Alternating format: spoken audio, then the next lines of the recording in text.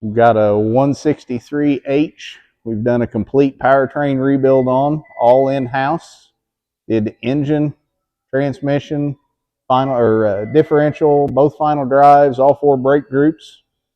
Getting it put back together, getting ready to do a startup on it and see how things go, and where we can watch all our pressures and make sure everything's doing what it's supposed to.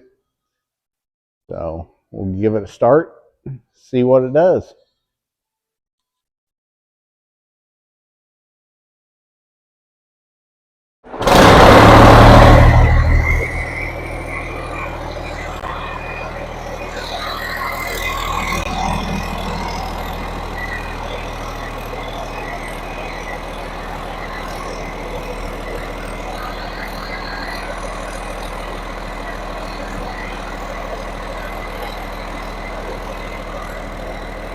Okay, we got it started up, carrying oil pressure about 40 psi.